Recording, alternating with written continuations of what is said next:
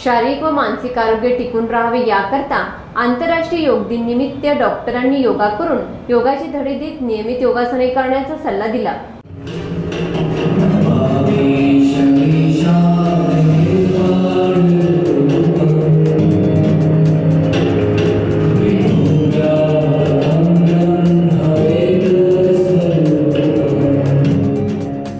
Kajal Jaiswal fitness studio सकरदरा येथे योग दिनानिमित्त 100च्या वर मुलांना योगाचे धडे दिले। आपल्या अध्यक्ष भाषणात डॉक्टर काजल जयस्वाल यांनी शारीरिक व मानसिक आरोग्य टिकून राहावे त्याकरता नियमित योगासने करण्याचा संदेश दिला। या प्रसंगी डॉक्टर राजेश काळे, डॉक्टर पल्लवी काळे, डॉक्टर चामट उपस्थित होते।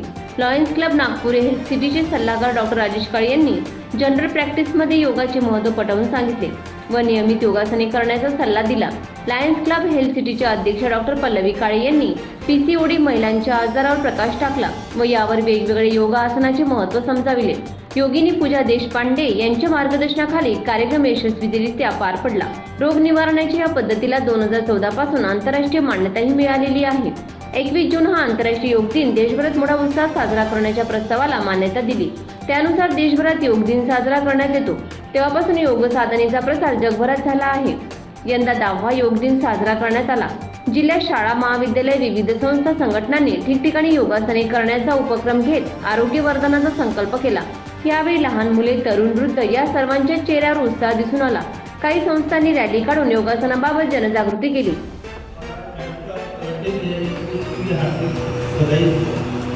योगक्षेम महाअभियान ये सबसे पहला एक मंत्र था जो हमको योगा में बताया गया था। योग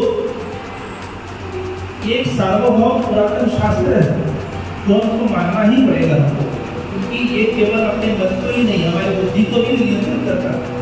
हम जब योग करते हैं तो केवल हम शरीर के लिए योग नहीं करते, अपनी साधना के साथ अपने मन को भी शांत एकाग्रचित्त करके योग करते हैं। कुछ ऐसे भी योग है जो हम तो आने वाले रोगों को रोक सकते हैं।